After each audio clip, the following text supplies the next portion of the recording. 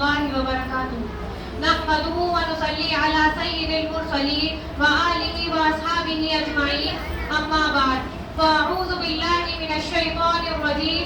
بسم الله الرحمن الرحيم. منها خلقناكم وفيها نعيدكم ومنها نخرجكم تارة أخرى.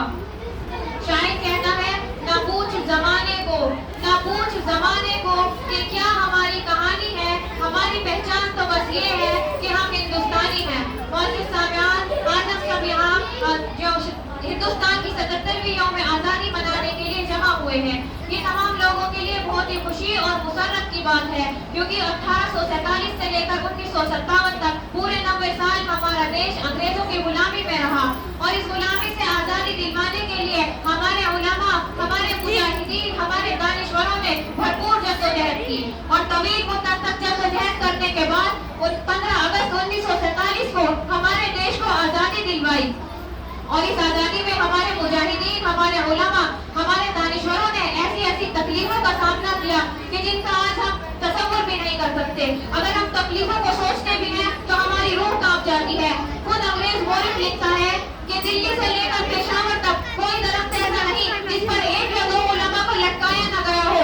آگے مورخ لکھتا ہے کہ علماء کو ان کی 12,000 کی تعداد میں پھانسی کے پھندے پر لٹکا دیا گیا، اور بالعموم 5 لاکھ مسلمانوں کا قتل عام کر دیا گیا. اس شدت اور تکلیف سے گزرنے کے بعد بھی ہمارے مجاہدین نے آزادی سے، انگریزوں سے لڑنے سے ایک قدم بھی پیچھے نہیں ہٹایا، بلکہ پوری جرأت اور استقامت کے ساتھ انگریزوں سے لڑتے رہے اور ان سے جنگ کرتے رہے. ان میں ایک نمایاں نام علی ورقی خان، جو سراج الدولہ کے نانا ہیں، بنگال کے رہنے والے ہیں. ان کے بارے میں آتا ہے کہ خود انہوں نے 1754 میں انگریزوں پر حملہ کر کے کلکتہ کی سرزمین سے مار کر بھگایا تھا. تاریخ کے اور اوراق کو پڑھیں گے تو ہمارے بہت سے ایسے مجاہدین ملیں گے جنہوں نے اپنی پوری جرأت کے ساتھ انگریزوں کا مقابلہ کیا. پلاسی کی جنگ ہمارے سامنے موجود ہے، بکسر کی جنگ ہمارے سامنے موجود ہے. ہمارے مجاہدین نے پوری قوت کے ساتھ انگریزوں کا مقابلہ کیا، لیکن ہمارے اپنوں نے اپنے ہی ساتھ غداری کی، بے وفائی کی، جس کی وجہ سے ہمیں یہ جنگ ہارنی پڑی. جس کا اثر یہ ہوا کہ انگریزوں نے بالخصوص بہار، بنگال اور اڑیسہ کی سرزمین کو قبضہ کر ڈالا. تاریخ کے اور اوراق کو پڑھیں گے تو ہمارے بہت سے مجاہدین ملیں گے. وفاداری وطن سے ہو یہی اسلام کہتا ہے، وفاداری وطن سے ہو یہی اسلام کہتا ہے. ہم دل کے ہر گوشے میں ہندوستان رکھتے ہیں. معزز سامعین، ٹیپو سلطان کا نام آتا ہے. ان کے بارے میں آتا ہے کہ انہوں نے اپنی بھرپور جدوجہد سے انگریزوں کا مقابلہ کیا.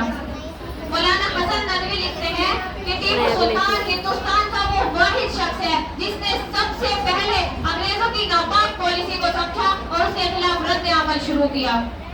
اور یہی نہیں، دیگر امراء کو خط وصال کر کے ان کو بھی جنگ پر ابھارا. لیکن افسوس اس وقت تک انگریزوں کے تسلط میں آ چکے تھے، اس لیے ٹیپو سلطان کو یہ جنگ ہارنی پڑی اور شہادت نوش فرمائی. آج ہم ڈنکے کی چوٹ پر کہہ سکتے ہیں اور پوری ہمت، پوری قوت کے ساتھ کہہ سکتے ہیں کہ جس طرح ہمارے مجاہدین نے آزادی میں حصہ لیا، اس طرح تاریخ کوئی مثال پیش نہیں کر سکتی. لیکن اس کے باوجود ہم پورے یقین کے ساتھ کہہ سکتے ہیں کہ یہ آزادی، جس میں ہم پوری آزادی کے ساتھ ہندوستان میں زندگی جی رہے ہیں، ہم نے اتنی آسانی سے اس کو حاصل نہیں کیا. ہندو، مسلم، سکھ، عیسائی سب نے مل کر، اکٹھا ہو کر، اتحاد کر کے اس سرزمین کو آزادی دلوائی ہے. ہم سب نے اس پر مل کر کام کیا ہے. اس آزادی میں ہم سب کا حصہ ہے، اس لیے ہم کو چاہیے کہ امن و امان قائم کریں. جس طرح ہمارے علماء نے 1000 سال اختلاف کو ایک طرف رکھ کر اس ہندوستان کی بقا کے لیے، اس سرزمین کی بقا کے لیے، گنگا جمنی تہذیب کو باقی رکھنے کے لیے اتحاد کیا اور انگریزوں سے جنگ کی. معزز سامعین، یہ آزادی ہمیں اتنی آسانی سے حاصل نہیں ہوئی ہے. ہم نے بہت خون بہایا ہے، بہت خون بہایا ہے. ہمیں یہ آزادی تب حاصل ہوئی جب مولانا جعفر تھانیسری رحمت اللہ علیہ جیل میں بند کر دیا گیا اور ان کو کھانے کی جگہ ریت میں ڈالی ہوئی روٹی اور سالن گاج کے پتوں کا بنا کر دیا جاتا. اس درد و کرم سے مولانا گزرے تب ہمیں یہ آزادی حاصل ہوئی ہے. گاندھی جی کی زندگی کو 2 بار کر دیا گیا تب ہمیں یہ آزادی حاصل ہوئی ہے. حضرت موہانی کو جیل کی چکیاں پسوائی تب ہمیں یہ آزادی حاصل ہوئی ہے. اتنی آزادی سے ہمیں آزادی حاصل نہیں ہوئی ہے. جواہر لال نہرو، جن کا کپڑا پیرس سے دھل کر آیا کرتا تھا، جب وہ ننگے اور سنگے ہو کر آزادی کے لیے روڈ پر نکل پڑے تب ہمیں یہ آزادی حاصل ہوئی ہے.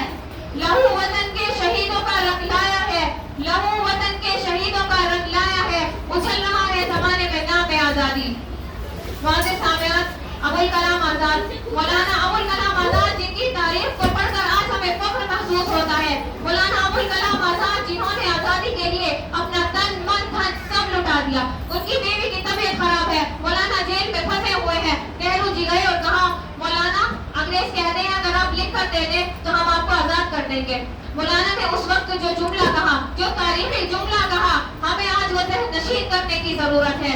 मौलाना ने उस वक्त कहा था, ये हकीकत है कि मेरी बीवी बीमार है, लेकिन मेरी माँ अंग्रेजों के चंगुल में फंसी हुई है, और जब तक मेरी माँ अंग्रेजों के चंगुल में फंसी रहेगी, मेरी बीवी मरती है तो मर जाए। हम माँ के लिए बीवी की कुर्बानी दे सकते हैं, लेकिन बीवी के लिए माँ की कुर्बानी नहीं दे सकते।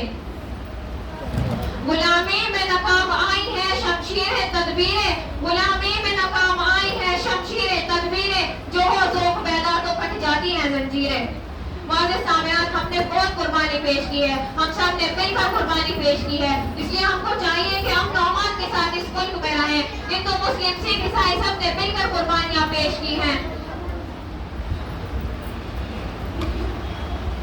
हिंदू मुस्लिम सिख ईसाई सब ने मिलकर कुर्बानियाँ पेश की हैं। ये तिरंगा जिसे हम फहरा रहे हैं, ये हमारी शान है, हमारा फख्र है, क्योंकि हम इस तिरंगे को कल भी फहराए हैं और आज भी फहराएंगे। और क्योंकि इसको बुलंद करने के लिए, हिंदुस्तान की बका के लिए, सरजमीन की बका के लिए हमने बहुत कुर्बानी दी है। कल भी अपना खून सर्फ किया था और आज भी हम करेंगे। और जब तक हमारे अंदर रूह बाकी है, कयामत तक इस मुल्क के लिए, सरजमीन की बका के लिए हम कुर्बानी देते रहेंगे, देते हैं और देते